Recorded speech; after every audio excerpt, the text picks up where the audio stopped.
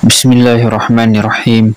Assalamualaikum warahmatullahi wabarakatuh. Syukur alhamdulillah kita bisa berjumpa kembali di channel ini. Salawat dan salam semoga selalu tercurahkan kepada junjungan kita, yaitu baginda Rasulullah Muhammad sallallahu alaihi wasallam. Allahumma sholli ala sayyidina Muhammad wa ala ali sayyidina Muhammad.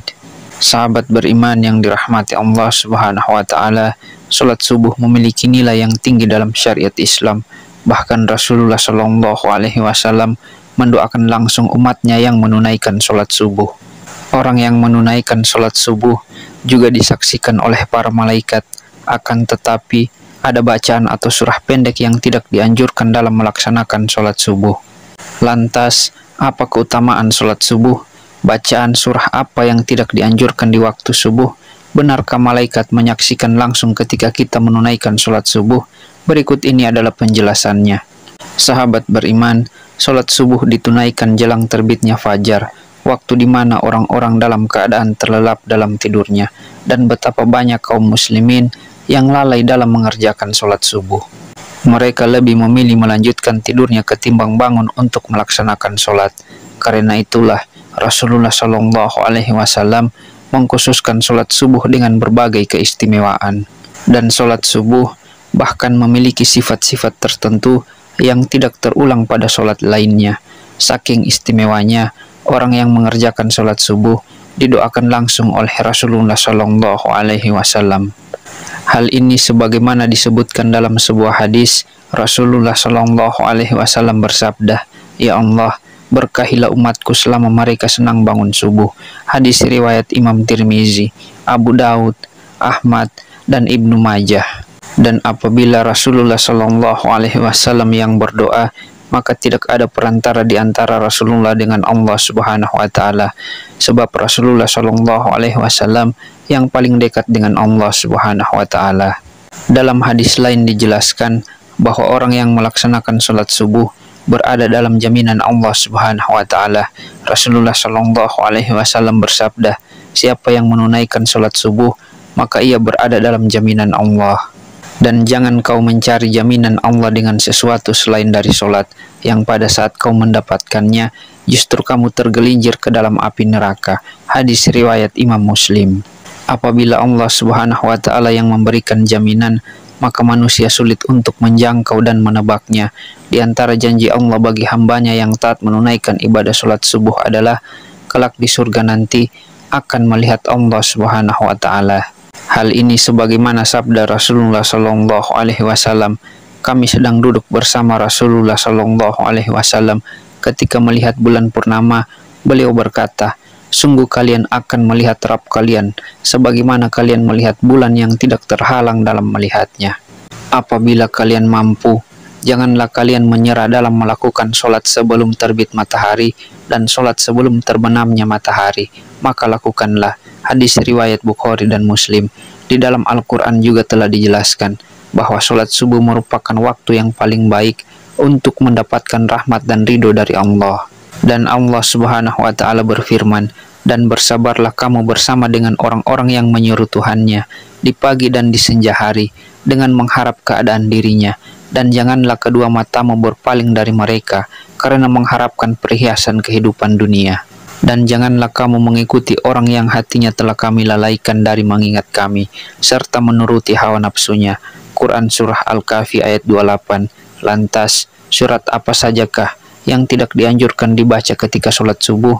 Sahabat beriman, begitu utama dan istimewanya sholat subuh sampai ada bacaan surah tertentu yang tidak dianjurkan. Dalam Quran Surah Al-Isra ayat 78 menjelaskan bahwa malaikat menyaksikan langsung orang yang menunaikan ibadah sholat subuh.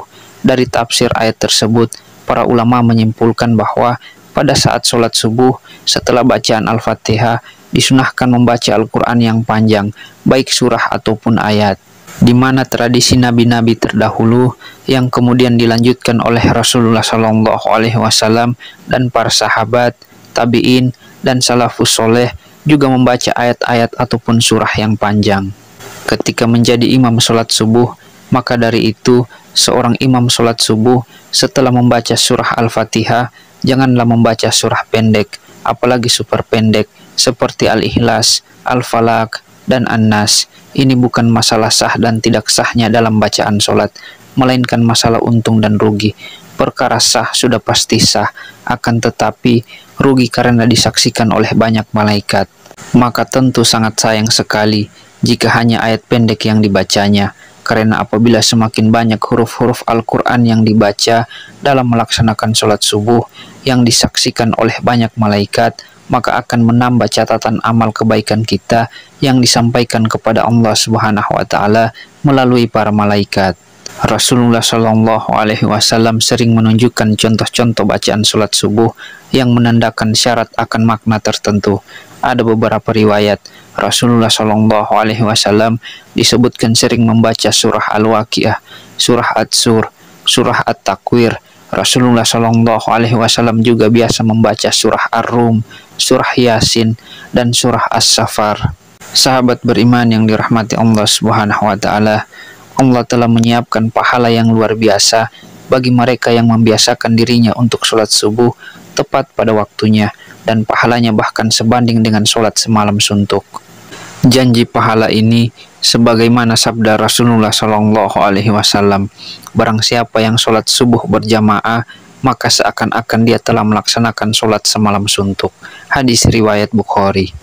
Memang sebagian orang lalai mengerjakan sholat subuh karena malas bangun pagi, padahal secara ilmiah bangun pagi dan menunaikan ibadah sholat lebih baik daripada tidur pulas dan bermalas-malasan. Di dalam ilmu sains menjelaskan pembuluh darah manusia akan mengembang pada tengah malam terakhir sampai menjelang siang. Kemudian secara berangsur-angsur sekumpulan sel darah akan mengumpal pada dinding pembuluh sehingga terjadi penyempitan. Inilah yang mengakibatkan tekanan darah tinggi. Dari segi medis pun mendukung aktivitas pagi untuk kesehatan tubuh.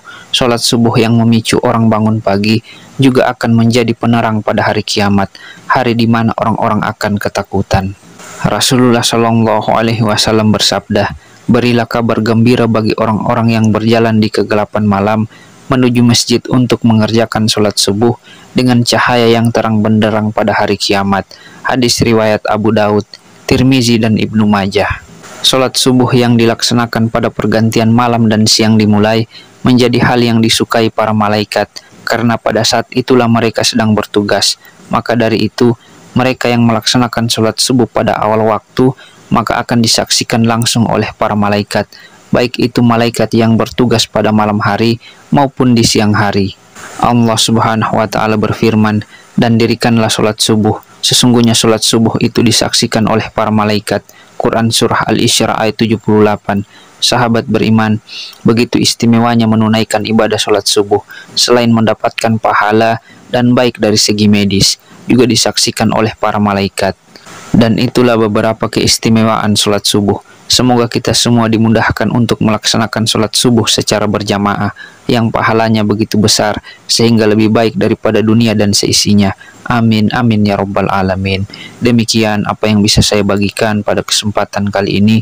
Semoga bisa bermanfaat untuk kita semua.